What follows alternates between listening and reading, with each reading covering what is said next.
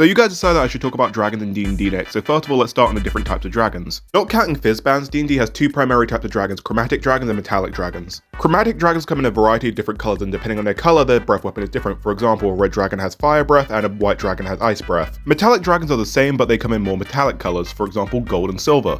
Another defining feature of dragons is the coloured ones are evil and the metallic ones are good. Now, like in most fantasy settings, D&D dragons can be arse old and can range from the cute baby Wyrmling all the way up to the big daddy great worms. Now, besides the main dragons, D&D also has some wannabe dragons, like wyverns, drakes, and hydras. And lastly, Fizzbands reintroduces the gem dragons from older editions alongside the deep dragon. God, I'm gonna be saying dragon a lot.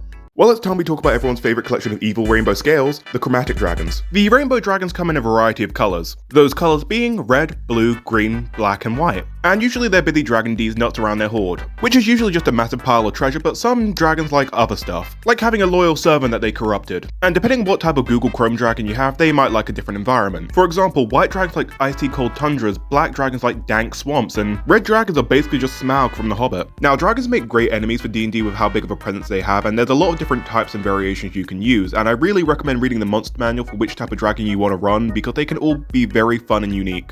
It's time to talk about everyone's favourite metallic winged beast, the metallic dragons. Where their chromatic cousins were evil, the metallic dragons are good. And they come in metallic colours, although most of them do contain copper in them. We've got gold, silver, bronze, copper and brass dragons. And like the Google Chrome dragons, they also do have hoards. They're more likely to obtain their hoard from sunken ships or helping humans. Metallic dragons are also a lot more fun with how they're written. For example, gold dragons like turning into humans and living a simple life for a little while, while silver dragons watch over adventurers and fangirl over them. By the way, here's a fun NPC idea I came up with. If you're a fan of 40k, make a silver dragon that's a lot like Trades in the Infinite, who just collects like a bunch of relics from different adventurers. They would be like a fun little NPC to throw in your games.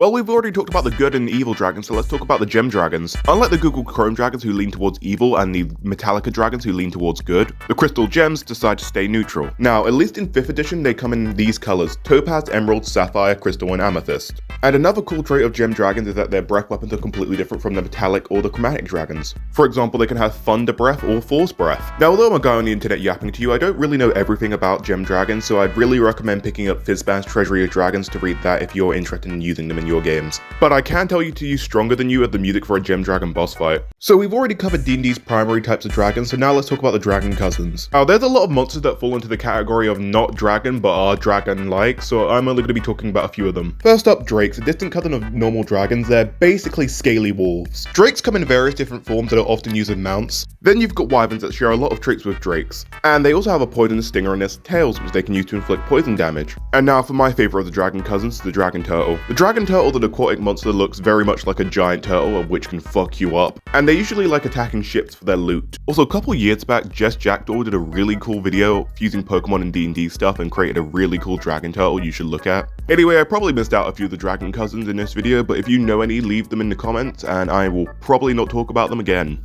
So let's talk about transformations dragons can undergo in D&D. First up, the Shadow Dragon, which is created when you send a dragon to the Linkin Park dimension for too long. Their scales become darker and they become a bit more of a menace, but that's kind of it. Then we've got the Dragolich, which is basically a dragon that's become a lich, which is an absolutely terrifying thought when you think about it. And the transformation is usually undergone by chromatic dragons, because you know, they are bad to the bone. There's also hollow dragons, which are metallic dragons who entered undeath for a specific purpose to achieve a certain goal and then will die after they finished. And lastly, there's the ghost dragon, who are a bit too attached to their money and are now just lingering around it after death. Let me know if there's any dragon variants I forgot, and I'm going to not do another dragon video for a while.